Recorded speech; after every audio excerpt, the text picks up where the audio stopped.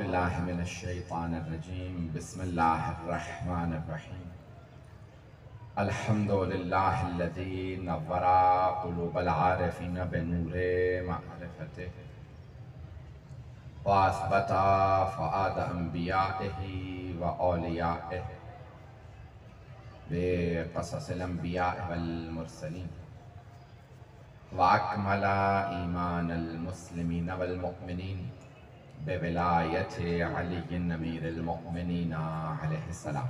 اللهم صل على محمد وآل محمد. والصلاة والسلام والتحية والإكرام على أفضل الموجودات العبد المؤيد والرسول المسدد المصطفى الأمجد المحمود الأحمد أعني أبا القاسم محمد. اللهم صل على محمد وآل محمد. وعلى روحه ونفسه وسهره ووسيه سيد الأتقياء والأصفياء مولى الموالي إمام المتقين علي بن أبي طالب. اللهم صل على محمد وآل محمد. وعلى أوصيائه لا سيما بقية الله في الأرضين روحي وأرواح العالمين لتراب مقدمه الفداء واللعنة الدائمة على أعدائهم أجمعين من الآن إلى قيام يوم الدين. أما بعد فقد قال الله الحكيم في كتابه الكريم بسم الله الرحمن الرحيم من عمل صالحا من ذكر أو أنثى وهو مؤمن فلنحيينه حياة طيبة ولنجزينهم أجرهم بأحسن ما كانوا يعملون. صدق الله العلي العظيم. صلوات.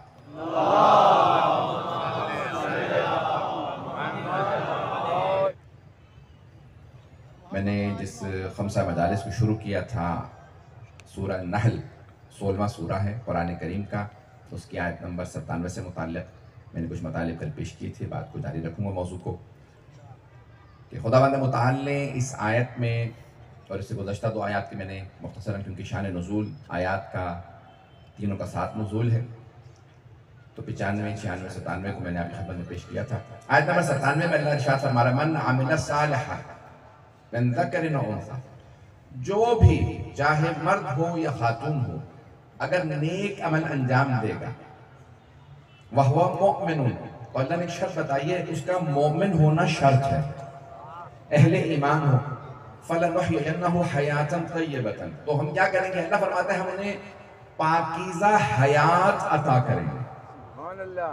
وَلَنَجْزِيَنَّهُمْ أَجْرَهُمْ بِأَحْسَنِ مَا كَانُوا يَعْمَلُونَ، اور ہم انہیں اتنی جزا دیں گے کہ جیسا انہوں نے عمل کیا اس سے زیادہ جزا ہم عطا کریں.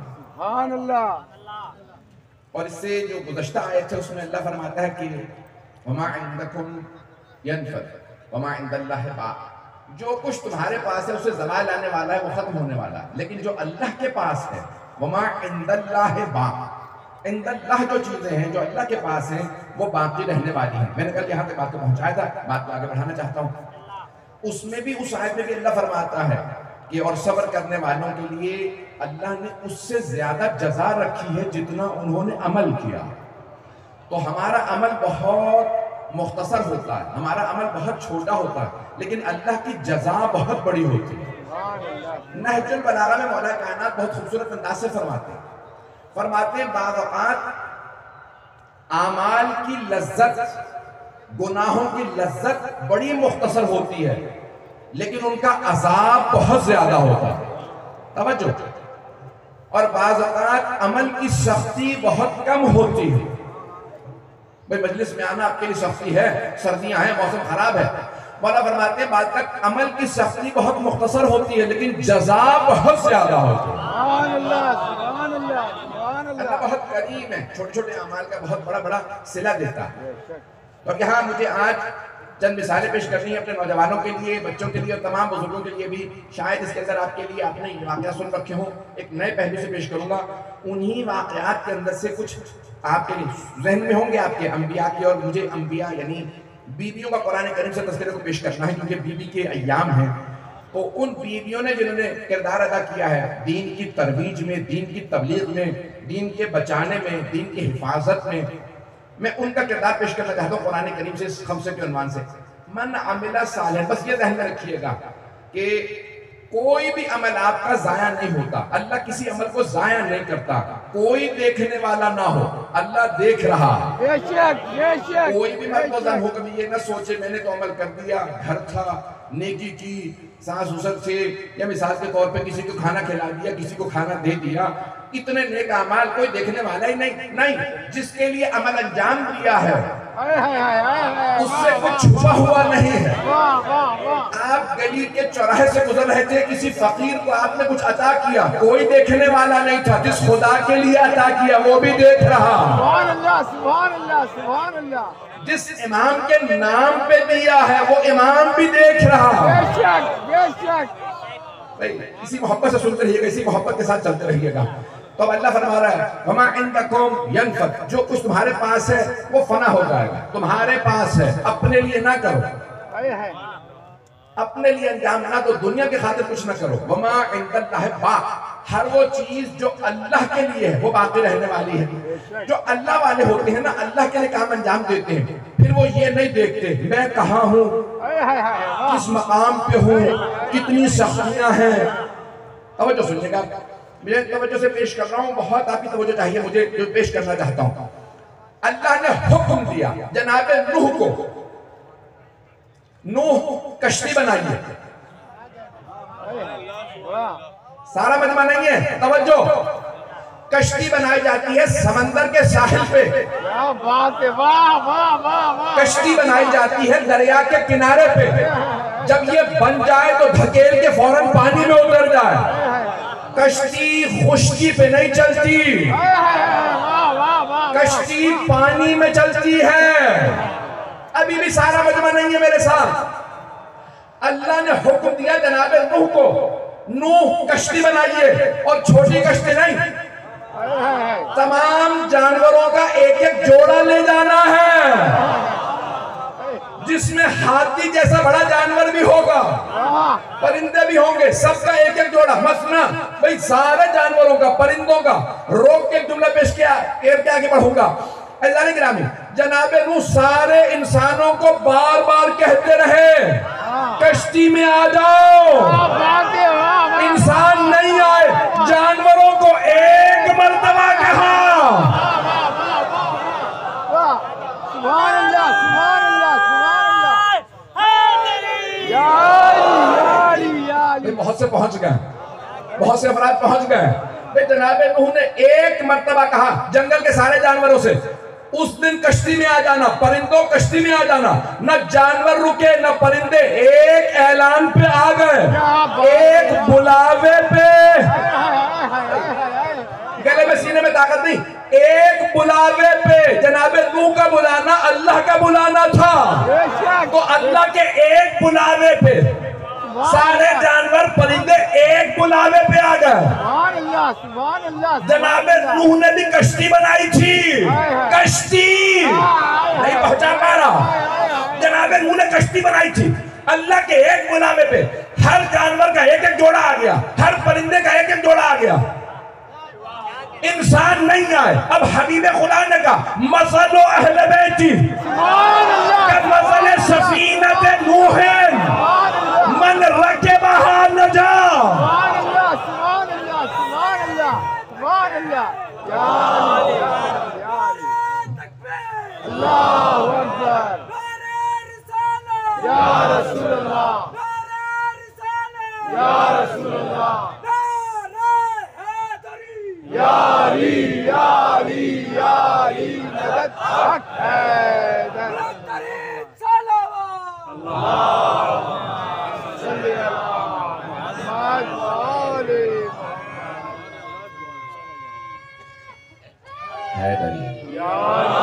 وآلہ توجہ رہے سارے مجمع کی میرے ساتھ. اب اب حبیب خدا نے فرما دیا میرے اہل بیت کی مثال کشتی نوح کی مانند ہے. سبحان اللہ سبحان اللہ. میرے اہل بیت کی مثال، اہل بیت کی مثال اہل بیت کی کشتی نہیں ہے. سارا مجمع نہیں ہے، پیغمبر فرما رہے ہیں کشتی نوح کی مانند مثال ہے میرے اہل بیت کی. کشتی کے پاس نہیں آئے تھے لوگ، اہل بیت کے پاس نہیں آئیں گے. لوگ جو نہیں آئیں گے تو وہی غرق ہو جائیں گے. جو اہل بیت کے پاس نہیں ہوگا وہ غرق ہو جائے گا، جو آ جائے گا وہ نجات پا جائے گا. جو اسی محبت سے چلیے گا. تو میں نے مثال پیش کرنی ہے نوجوانوں کے لیے. بہت حکمت قرآن کے ان جملوں میں جناب نوح سے اللہ نے کہا، دوبارہ سنیے گا، جناب نوح سے فرمایا اللہ نے نوح کشتی بنائیے. جناب نوح نے نہیں کہا یہ عراق ہے، کوفہ ہے، صحرا ہے، ریگزار ہے، یہاں دور دور سمندر نہیں، اتنی بڑی کشتی بناؤں تو چلاؤں گا کہاں، پاس میں دریا نہیں. اللہ نے بھی کہا شروع کر دیجئے، کئی برس لگیں گے. برسا برس جناب نوح بوڑھے نبی 950 برس تبلیغ کی تھی. تبلیغ کے بعد بڑھاپے میں لکڑیاں اٹھا کے لاتے، کاٹتے، کشتی بناتے. ایک مرتبہ شکوہ نہیں کیا پانی تو ہے نہیں، پانی تو ہے نہیں، یہاں سمندر ہے نہیں، دریا ہے نہیں. اب پتہ چلا جو اللہ والے ہوتے ہیں نا وہ بیابان نہیں دیکھتے، صحرا نہیں دیکھتے، اللہ کی خاطر قیام کرتے ہیں. سبحان اللہ سبحان اللہ سبحان اللہ سبحان اللہ سبحان اللہ. توجہ فرمائیں نا. بسم اللہ بسم اللہ. علی مولا علی مولا علی مولا. اللہ اکبر یا رسول اللہ. حیدری توجہ ہے اس گانے کی رانی. بسم اللہ.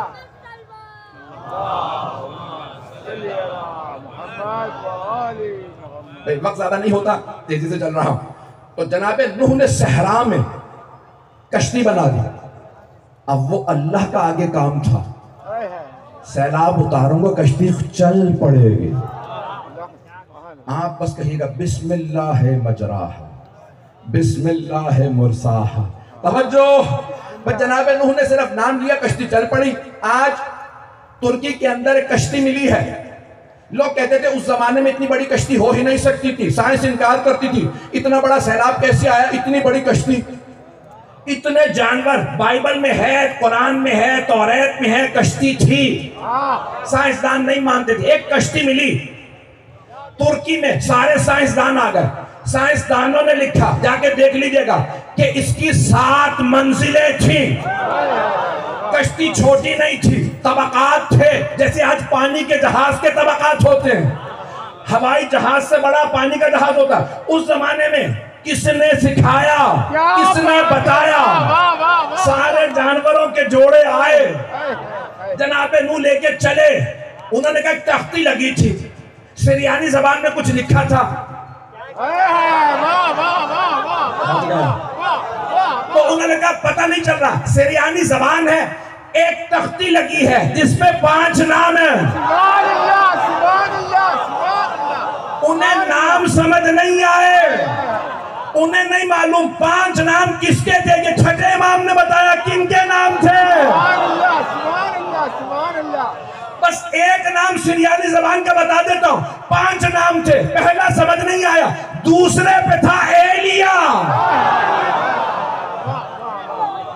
تو 5 نام.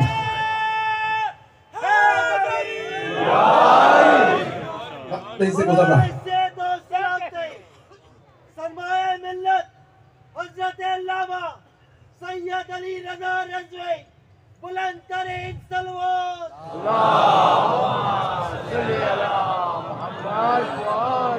میں ایک ناچیز حقیر سا قوم کا خادم ہوں، آپ کی محبتوں کا ممنون ہوں. جتنی آپ نے مجھے محبت دے دی کراچی کے مؤمنین نے، آپ تمام نے، میں ممنون ہوں. میں کسی لائق نہیں ہوں، یہ بی بی کا صدقہ ہے. جو پیش کر رہا ہوں سن لیجئے گا. آپ کی محبتوں کی نظر کر رہا ہوں. جناب نوح نے کشتی بنائی صحرا میں. اللہ نے، میں بہت تیزی سے آگے بڑھ رہا ہوں، مجھے جناب نوح کا واقعہ پیش نہیں کرنا تھا، اسی لیے جلدی سے چل رہا تھا، پیش کچھ اور کرنا ہے۔ یہ جناب نوح نے صحرا میں کشتی بنا دی، اللہ نے حکم دیا جناب موسیٰ کو فرعون سے نجات دو بنی اسرائیل کو، لے چلو فلسطین کی طرف۔ جناب موسیٰ نے کہا چلو میرے ساتھ، میں تم سب کو فرعون سے بچاؤں گا۔ سب چل دیے۔ کون؟ بنی اسرائیل، 70,000 سے زیادہ یہودی جناب موسیٰ کے ساتھ آج ایسے ہیں، سوچئے اس وقت کیسے رہے ہوں گے۔ کون لے جا رہے ہیں؟ جناب موسیٰ علیہ السلام لے جا رہے ہیں۔ پیچھے فرعون کو پتہ چلا موسیٰ بنی اسرائیل کو لے گیا مجھ سے نجات دلا کے، فوج کو حکم دیا، 4 لاکھ فوج چلی 70,000 کو مارنے کے لیے۔ انہیں غلام بنا رکھا تھا، کہا جانے نہیں دوں گا، یہ غلامی نہیں کریں گے تو سب کو مار دوں گا۔ اب سارے بنی اسرائیل، موسیٰ ہمارے پاس گھوڑے نہیں، اونٹ نہیں، سواریاں نہیں، وہ گھوڑوں کے ساتھ فوج پہ آ رہا۔ جناب موسیٰ نے کہا ان معی رب، میرا رب میرے ساتھ ہے۔ سبحان اللہ، سبحان اللہ، سبحان اللہ۔ بھئی یہی امام حسین نے کہا تھا، جب کسی نے کہا آپ 72 کے ساتھ لاکھوں سے لڑنے جا رہے ہیں، کہ یہ لاکھ میرا کچھ نہیں بگاڑ سکتے، میرے ساتھ اللہ ہے۔ سبحان اللہ، سبحان اللہ، سبحان اللہ، سبحان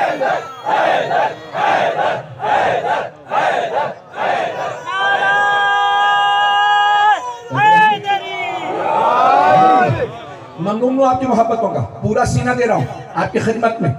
عزیزان گرامی، جناب موسیٰ لے چلے، جیسے ہی پہنچے سامنے سمندر، مصر سے چلے تھے، بیچ میں سمندر، پار فلسطین۔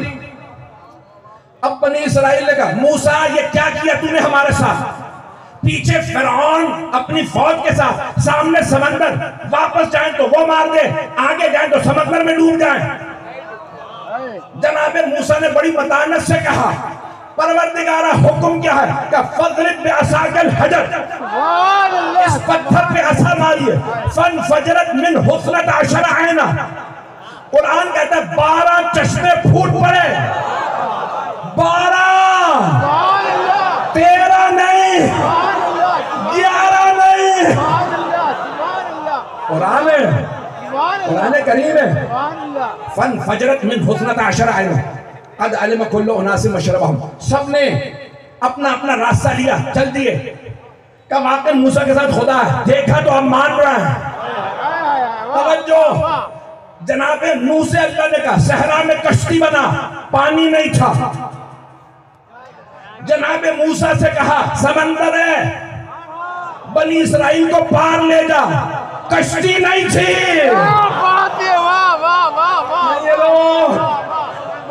اللہ کو اسباب کی ضرورت نہیں ہے، وہ خود اسباب بناتا ہے۔ سبحان اللہ، سبحان اللہ، سبحان اللہ، سبحان اللہ کی قسم جتنی طاقت ہے۔ توجہ میرے بچے، میری جان، ابھی آپ نعرہ لگائیے گا، اسباب کی اللہ کو ضرورت نہیں، وہ اسباب بنا کے دیتا ہے۔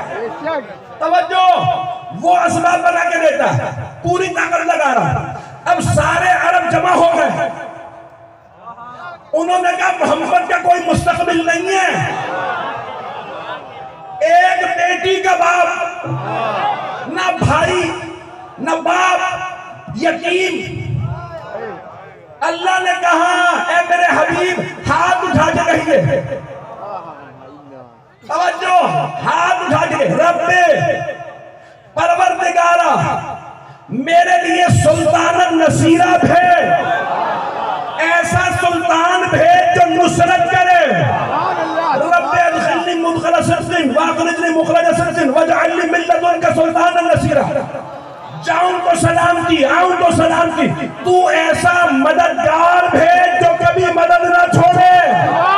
اللہ نے کہا محمد انہیں نہ دیکھے، میں اسباب پیدا کرتا ہوں، ایسا علی بھیجوں گا۔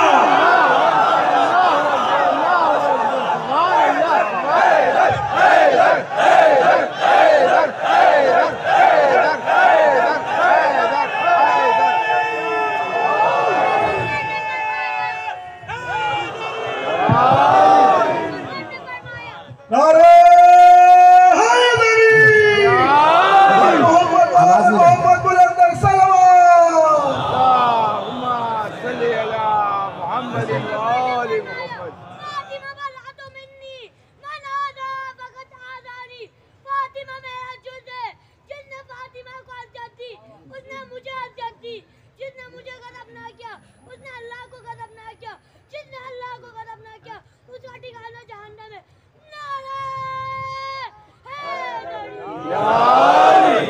توجہ ہے زیادہ نہیں ہے؟ بسم اللہ بسم اللہ. مجمع چلتا رہے میرے ساتھ. وقت اگر میں تھوڑا سا لوں گا تو چلیے گا. تو عزیزان گرامی، صحرا میں ہاں اللہ نے جناب نوح سے کہا کشتی بنائیے، انہوں نے کشتی بنا دی. جناب موسیٰ سے کہا سمندر کے پار لے جائیے، انہوں نے سوال نہیں کیا، پار لے گئے. سبحان اللہ. توجہ سبحان اللہ. توجہ. اب اللہ قرآن کی سورہ تحریم میں فرماتا ہے ضرب اللہ مثلا للذین آمنوا، اللہ مومنوں کو، اہل ایمان کو مثال دیتا. امرأت فرعون کی زوجہ کی. اچھا دیکھیں قرآن کا اسلوب یہ ہے، اللہ نام نہیں بتاتا، کردار بتاتا ہے. سبحان اللہ. سبحان اللہ. کردار سن کے ناموں پہ خود ہی پہنچو.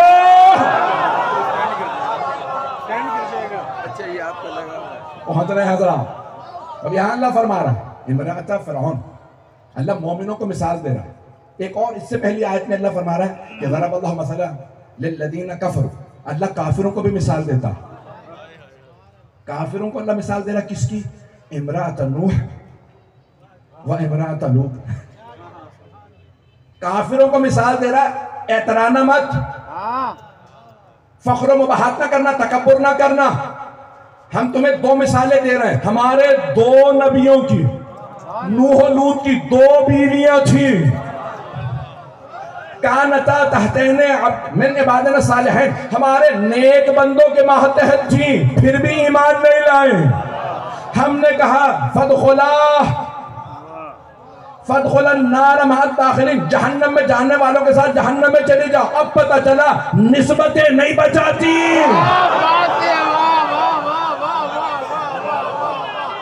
چلتے رہیے گا، چلتے رہیے گا اسی محبت کے ساتھ. تو اللہ نے کہہ دیا یہ جو دو نبیوں کی دو بیویاں تھی اللہ نے مثال دی.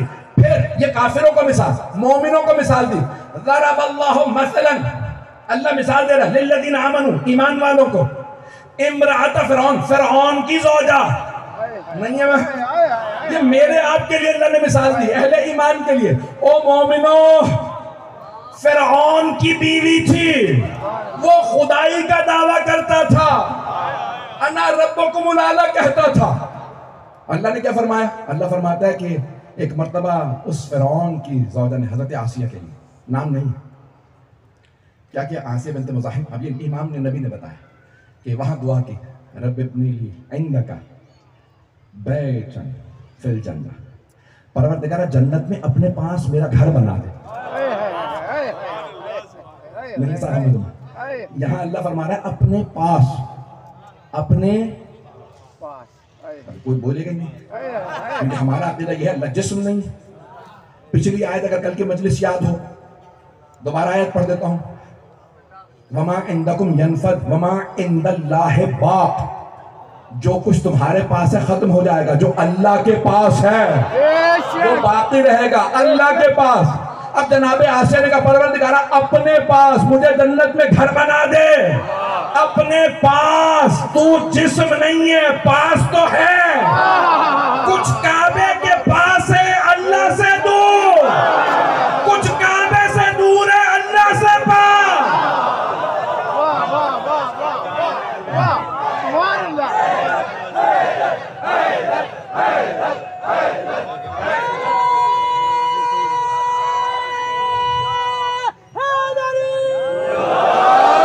چلتے رہیے گا اسی محبت کے ساتھ.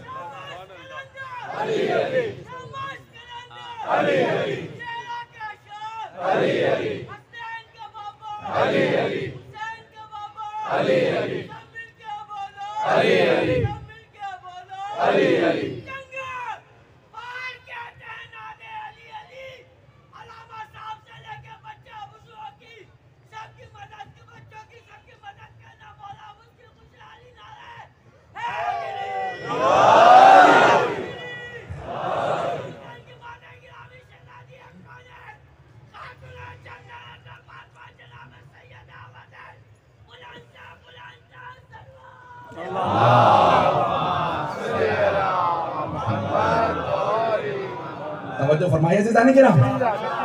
تو اب یہاں پہ اللہ بڑے پیارے انداز سے کہہ رہا ہے جناب آسیہ نے دعا مانگی، اور کیا دعا مانگی؟ پروردگارہ جنت میں مجھے مکان بنا دے. مجمع کی توجہ میرے ساتھ ہو, ڈرون آتے جاتے رہیں. اللہ فرما رہا ہے, جناب آسیہ نے دعا مانگی, رب ابن لی بیتن فی الجنہ, میرے لیے گھر بنا دے جنت میں, اپنے پاس جنت میں میرا ایک گھر بنا دے. وَنَجِّنِي مِن فِرْعَوْنَ وَعَمَلِهِ, مجھے فرعون اور اس کے کردار سے نجات دے. وَمِن قَوْمِ الظَّالِمِينَ, اتنا ہی نہیں, 3 چیزوں سے نجات مانگی ہے جناب آسیہ نے, فرعون سے, اس کے عمل سے, اور ظالموں سے. نجات دے دے پروردگارہ, مجھے نجات دے دے فرعون سے, اس کے عمل سے, کردار سے, اور مجھے قوم ظالمین سے نجات دے دے. اب آئیے ذرا, قرآن میں 2 لوگوں نے مکان بنانے کا کہا ہے, 2 لوگوں نے. آئے پیش کر رہا ہوں, سورہ غافر 36ویں آیت. اللہ نے پیش کیا, قال فرعون یا حامان ابن لی صرحا, فرعون نے کہا, او حامان مجھے ایک اونچی عمارت بنا دے تاکہ میں اس پہ چڑھ کے دیکھ سکوں موسیٰ کا کوئی خدا ہے بھی. اللہ نے کہا, فرعون نے حامان سے کہا تھا گھر بنا دے اونچا تاکہ دیکھ سکوں موسیٰ کا خدا ہے بھی یا نہیں. اللہ نے کہا, ایک اس نے کہا گھر بنا دے, ایک حضرت آسیہ نے کہا. فرعون نے دنیا میں مانگا, جناب آسیہ نے آخرت میں. فرعون دنیا میں غرق ہو گیا, آسیہ جنت میں پہنچ گئی. سبحان اللہ, سبحان اللہ, سبحان اللہ, سبحان اللہ, سبحان اللہ.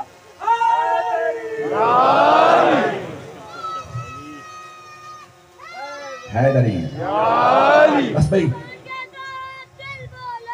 علی مولا, علی مولا, میرا مولا, علی مولا, علی مولا. نعرہ تکبیر, اللہ اکبر, تکبیر, اللہ اکبر. نعرہ نطالت, یا رسول اللہ, نطالت, یا رسول اللہ.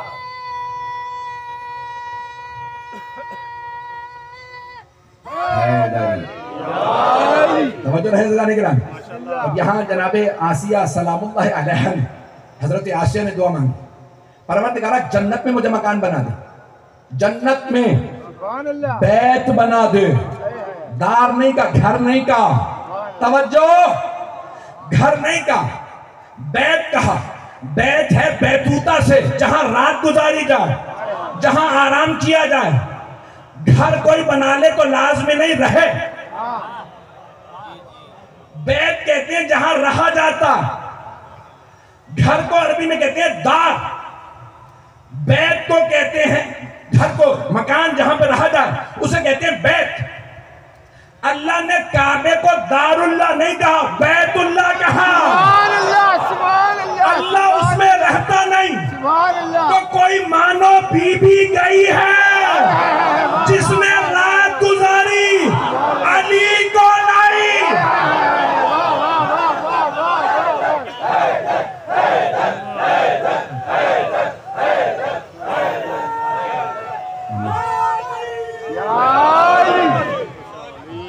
توجہ, اذان کرام, تیزی سے گزر رہا ہوں. یہ بیویوں کا تذکرہ بہت ضروری ہے جنہوں نے قربانیاں دی ہیں. اور وہاں جناب آسیہ سلام اللہ علیہ, صاحب المیزان علامہ طباطبائی, علامہ سید محمد حسین طباطبائی ایک بحث پیش کرتے ہیں. وہ کہتے ہیں کہ یہ دعا مورخین نے لکھا یہ ہے کہ جب فرعون نے کہا نا یہ موسیٰ کو مانتی ہے قتل کر دو, تو انہوں نے بہت بڑا ایک پتھر اٹھایا جناب آسیہ کو, اس کے تلے دے دیا.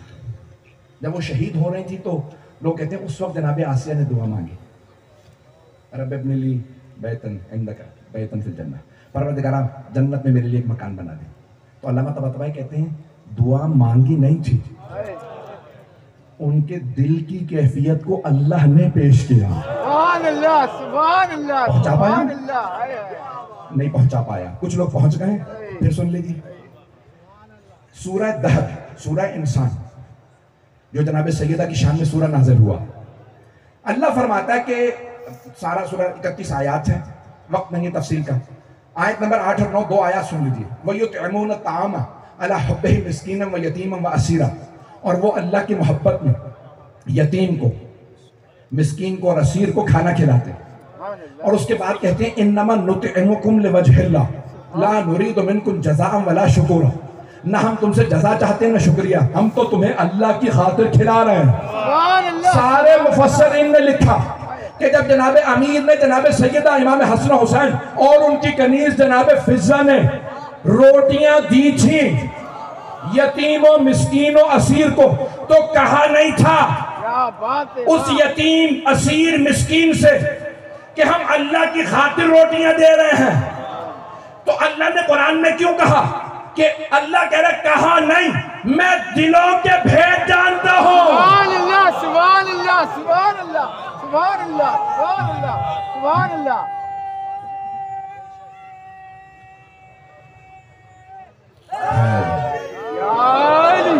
اللہ فرماتا ہے میں دلوں کے بھید جانتا ہوں۔ ان کی دل کی کیفیت یہ تھی کہ دنیا نہیں چاہیے، ہم تمہیں اللہ کے خاطر یہ روٹیاں دے رہے ہیں۔ اب جناب آسیہ کی بھی کیفیت، پروردگارہ کچھ نہیں مانگتی، اپنی بارگاہ میں جو عطا کر دے۔ اللہ نے کہا دل میں یہ تھا جنت میں مکان مل جائے، کیا بات ہے، واہ۔ محل کو چھوڑا، فرعون کو چھوڑا، دنیا پہ لعنت بھیجی، فرعون پہ لعنت بھیجی، کہ تو اللہ کے نبی کا دشمن ہے۔ اور وہاں پہ کیا کیا اللہ نے؟ کہا کہ ہم نے آسیہ کو وہ مقام جنت میں عطا کیا۔ سبحان اللہ۔ اب جو اللہ والا ہو اور تمام رشتے ناتوں کو نبی کی آبرو کی خاطر چھوڑ دے اور سب کچھ دنیا کو ٹھکرا دے، تو اس کے لیے بڑا مقام ہے۔ بے شک لیکن پھر وفادار رہے، مومن رہے نبی کی آل سے۔ بے شک بے شک۔ میں تفصیل میں نہیں جا سکتا۔ فیضان گرامی ان آیات کے اندر اللہ نے بڑی بڑی مثالیں دی ہیں کہ حضرت آسیہ کہاں ایمان لائیں۔ جلدی سے پیش کروں گا، 5 منٹ میں بات مکمل کرنا چاہتا ہوں، پھر اس کے بعد مسائل کی طرف اگر سننا پسند فرمائیں گے بسم اللہ بسم اللہ۔ تو جناب سیدہ کی خوشنودی کی خاطر باباد بلند صلوات۔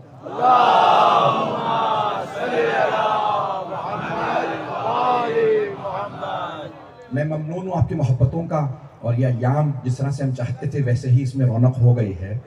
اس وقت الحمدللہ سب مثال دے رہے ہیں کہ کتنے مومنین کہاں کہاں سے دور دور سے تشریف لا رہے ہیں۔ ان ایام میں لوگ عقیدتوں کے ساتھ شرکت کر رہے ہیں۔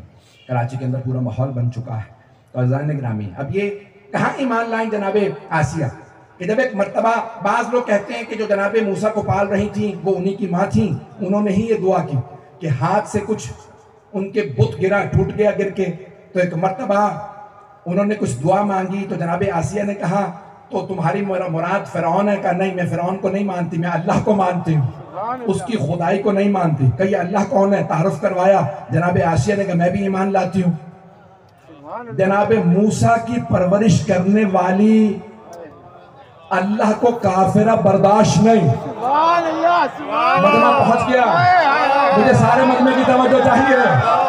ایک چھوٹے نبی کو پالنے کے لیے اللہ چاہتا ہے مومنہ ہو، تاکہ کبھی کوئی کافر نہ کہہ سکے تمہارے اے اللہ تیرے نبی کو کافروں نے پالا۔ جناب موسیٰ کو پالنے کے لیے اگر اللہ فرعون کے محل میں بھی بھیجے تو پہلے مومنہ کو بھیجے، اس مومنہ کی آغوش میں موسیٰ کلیم اللہ کو پالے۔ اور اگر سب سے بڑے نبی کو پالنا ہو کیسے ممکن ہے کافر کی آغوش میں؟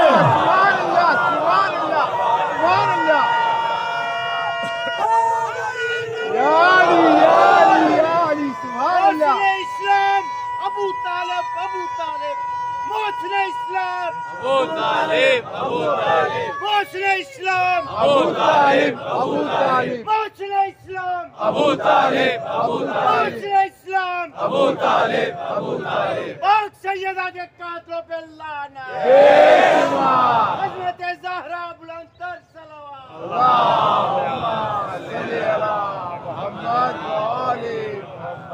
توجہ فرمائے جانے کی نا۔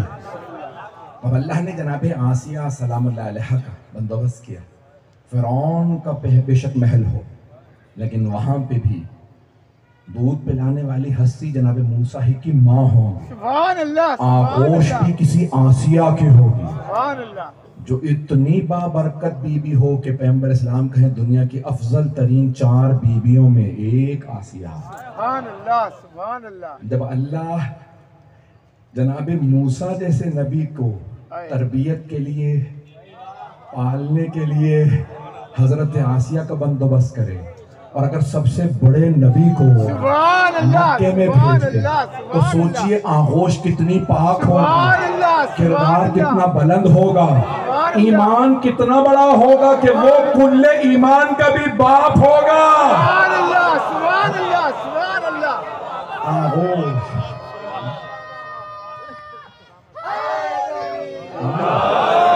میں آپ کی محبتوں کا ممنون ہوں، میرے ٹوٹے پھوٹے الفاظ آپ اس محبت سے سن رہے ہیں اور آپ قبول فرما رہے ہیں۔ یہ حضرت ابو طالب کا مقام ہے، ان کی عظمت ہے، سلام اللہ علیہ، بے شک کہ اللہ نے ان کا انتظام کیا ہے کہ رسول اسلام مدینے بھی چلے جائیں تو یاد کرتے رہے ہیں۔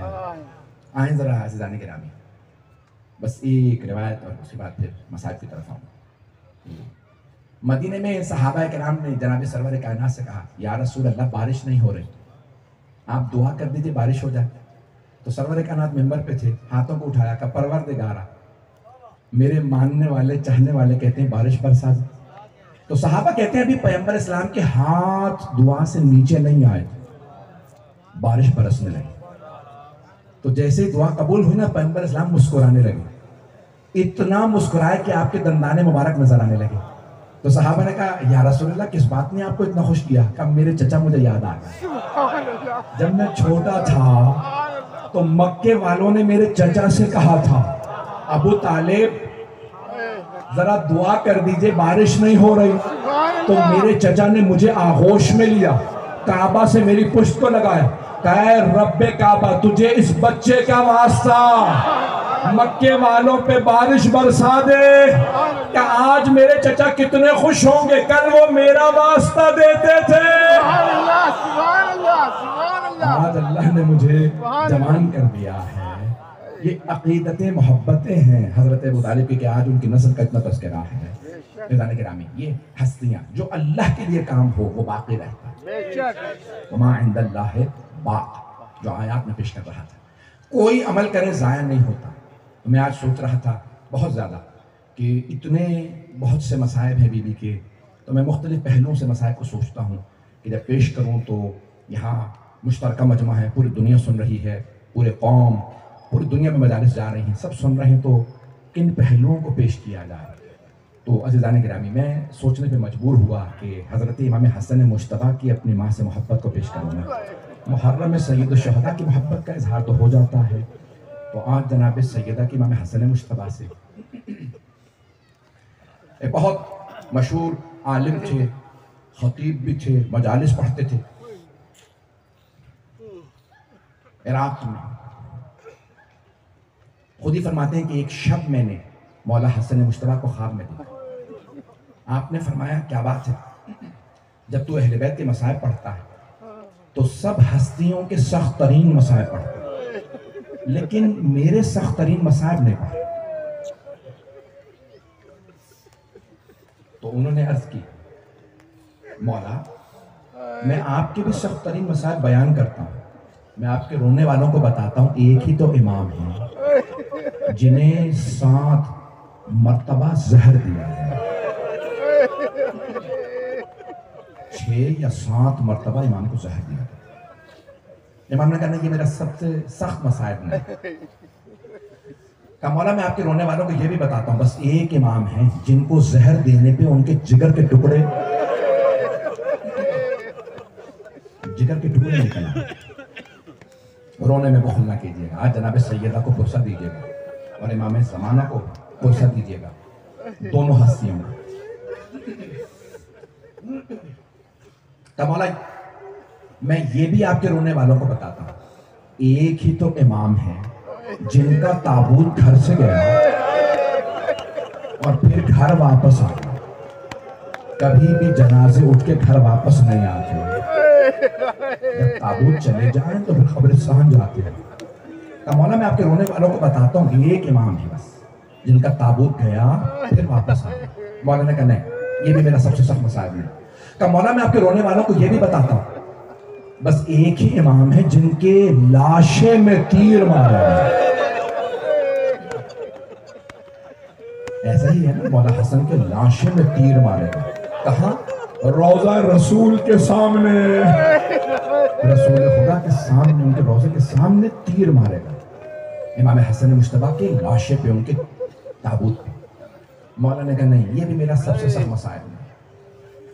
کہا مولا میں آپ کے رونے والوں کو یہ بھی بتاتا ہوں, ایک امام ہے جو جب گھر واپس آتے تھے نا مصائب کے بعد لوگوں کی باتیں سن کے, تو گھر میں بھی ایک ایسی بیوی تھی جو زہر دینے والی تھی, جعدہ بنت اشرف. تو کہا مولا میں یہ بھی بتاتا ہوں کہ ایک ایسی. مولا نے کہا نہیں, یہ بھی میرا سب سے سخت مسائب ہے. کہا پھر مولا میں نہیں جانتا آپ کا سب سے سخت مسائب کون سا ہے, آپ مجھے خود بتا دیجئے. مولا میں آپ کے رونے والوں کو آپ کے مسائب سنا دوں. اب سنیے مولا حسن کو کون سے مسائب اپنے متعلق بیان کرنا بہت پسند ہے. میرے رونے والوں کو میرے یہ مسائب سنیں, میں یہ مسائب سننا چاہتا ہوں. میں چاہتا ہوں میرے رونے والے کی مسائب سنیں اور روئیں. میں دیکھ رہا ہوں مولانا کی ابھی سے حالت خراب ہے, میں نے ابھی پورا مسائب نہیں پڑھا ہوگا. سارے حضرات سے میری درخواست ہے میرے ساتھ چلیے گا. اب وہ بہت بڑے عالم, جید عالم دین کہتے ہیں, میں نے مولا کی خدمت میں کہا مولا بتائیے کون سے مسائب بیان کروں آپ کے رونے والوں سے. سب میری طرف دیکھ سکے, نہیں تو آنکھیں بند کر کے چلیے مدینے ذرا, جنت البقیع ٹوٹی ہوئی قبروں کے سامنے. مولا حسن مجتبیٰ نے ان عالم کے خواب میں کہا میرے رونے والوں سے کہنا حسن مجتبیٰ نے کہا ہے میرا سب سے سخت مسائب یہ ہے. مولا کون سا؟ کہ مدینہ شہر تھا, شہر میں ایک گلی تھی, گلی میں ایک دروازہ تھا, اس دروازے پہ آگ لگی تھی. جلتے ہوئے دروازے کے پیچھے حسن مجتبیٰ کی ماں کھڑی تھی.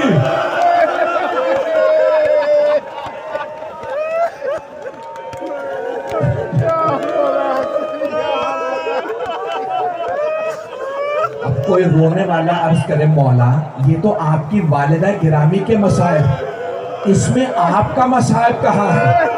تو مولا فرمائیں گے جب جلتا ہوا دروازہ گرا تو چھوٹا سا ایک بچہ دیکھ رہا تھا. 8-9 برس کے بچے نے کہا میری ماں. اس بچے کا نام تھا حسن مجتبیٰ.